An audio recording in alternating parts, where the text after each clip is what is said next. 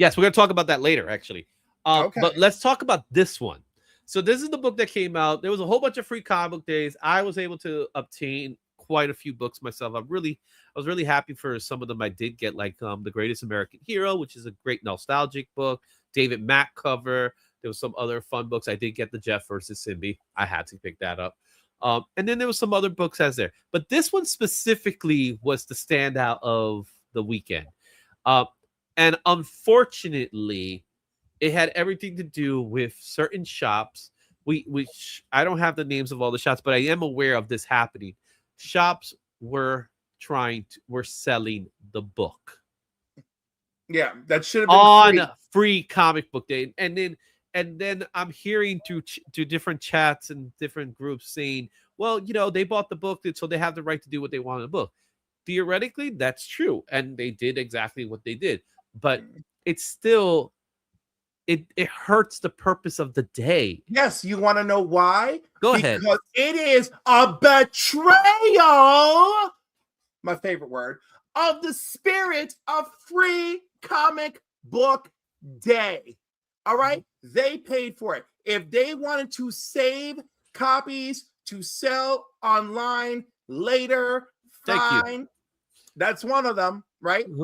If they want to save copies to sell later, fine. To do it, if they're going to tell everybody, listen, it's limit one, choose wisely. I get it. But still, uncalled for. I stand by my words. Betrayal of the spirit of free comic book day. Well, it goes to that notion, right, of the aftermarket, right? The aftermarket dictates what shops eventually do.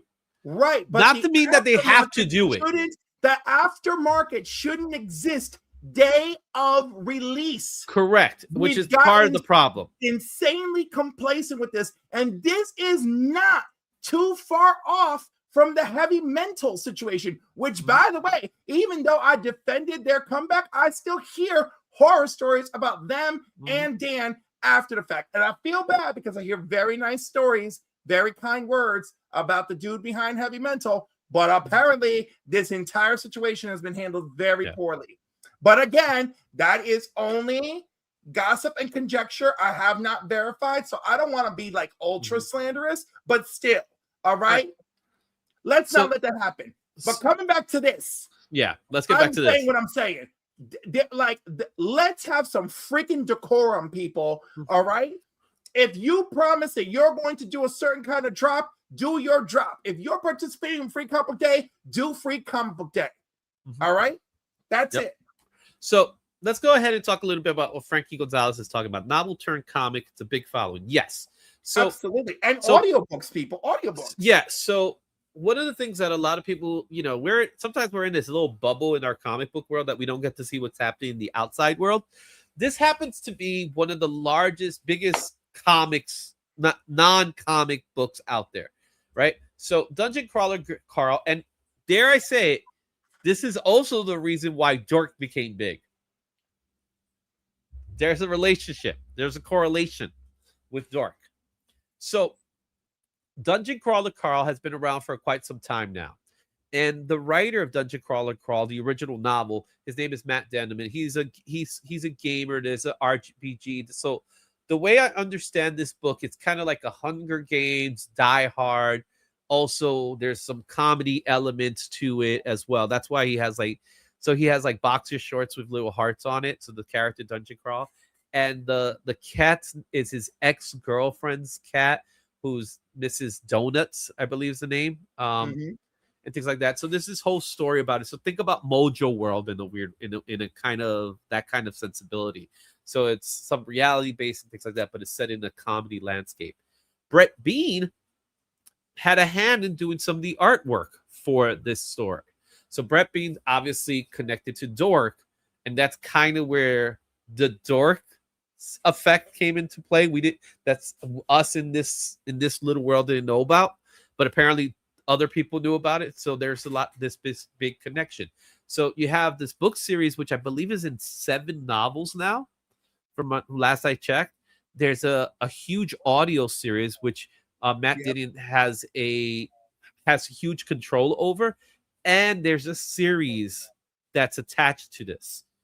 as well. That's with Seth MacFarlane Studios. That's supposed to go through Peacock. That is the one that I think has really motivated people. So that's what's causing this book to really skyrocket. So of course, those who I guess knew about it decide to take advantage of it.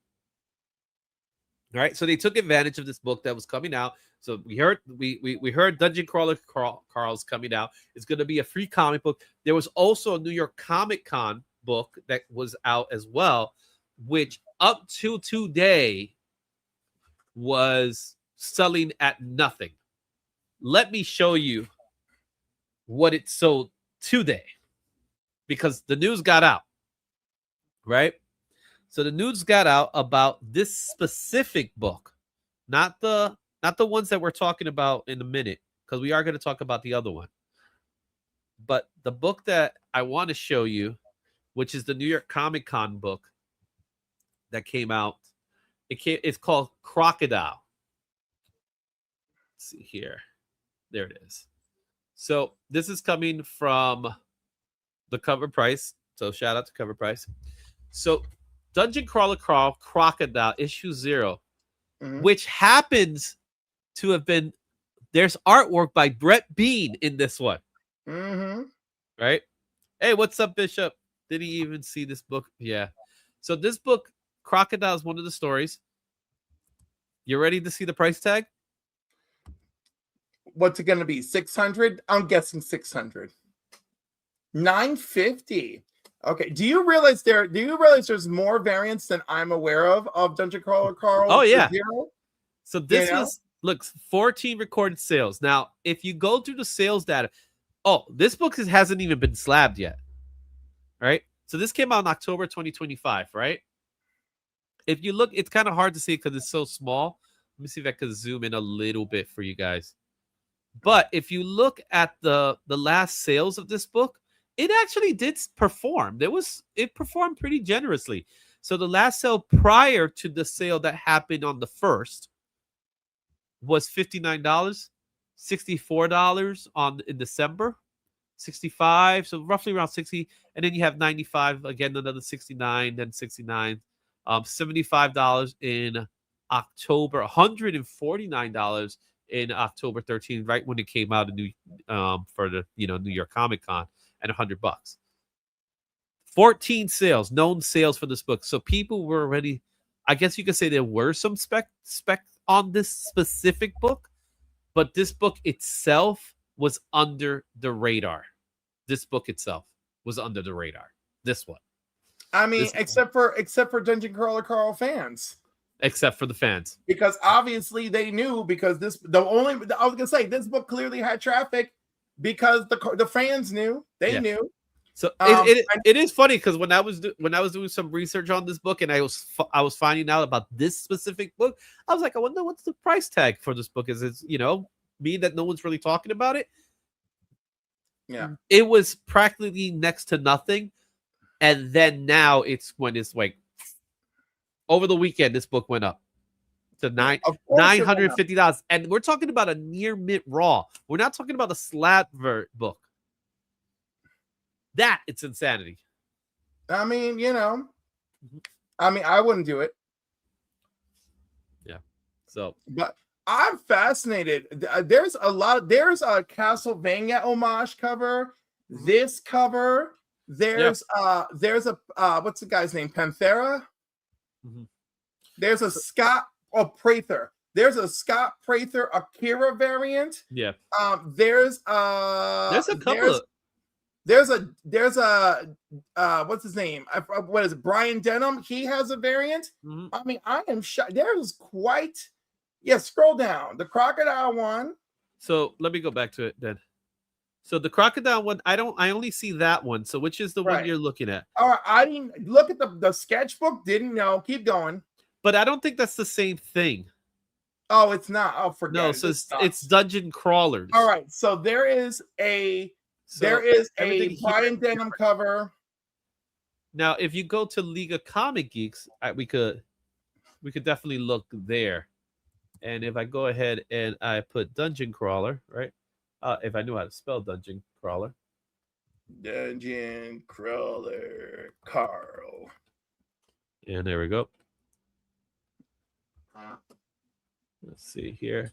There are some books in this list here, but there are a few. So here's So the there's over actual 7 variants according to this. So if you Yeah. click on the free comic book day So issue, these are web variants. So there is a webtoon. yeah, don't do that. Don't click on that. That'll get you. No. Yeah, so Click on click on free comic book day, Carl. Click on free comic book day, Carl. Well, this is the only All one right, there. then Oh, click there's 7. him. All right, and then you're going to see what I'm talking The 7 about. variants. So we have you this go. one here. Yep, that's Right. the blind denim one. All right, so there's that. There's another one here. So I don't think it's not that much. There's a different. version. So Jetpack Comics did a version of the free comic book day. Yep, this is the Jetpack one. Right. All right, there's this one. I saw this one, the Major Pain. Yep, and that one has the version as well. And then, of course, what is this? This is the version of that one. Yeah. Then that one that's very Castlevania-like. Revenge of Shay. Yeah. Shay Hardacre. That's a nice cover, actually. It is. Right. It's fun, and it is the big one. This is the bigger one. Big one. That's a big one. Batman. Yeah. And we're going to talk about this one later too, because we are going to talk about these books when it comes to the top 10. So those are the books. So the books, they're out there, but they're all like web exclusives that were there. So these books are probably going for the price tags, but we're not seeing the major sales spikes for these books just yet. But they're gonna happen, and they're gonna happen soon, very soon. People are they're gonna be racking this thing up. So dare I say, this is our next dork, but this is actually dork beforehand. Right. I was gonna say I don't know if I'm putting this. I don't know if I'm putting this in the same bubble as dork, because this is different. But this is more like, I guess you could say this is more in like the Murder Drones type of thing. I would compare it more to Murder Drones, and who knows? Maybe it might have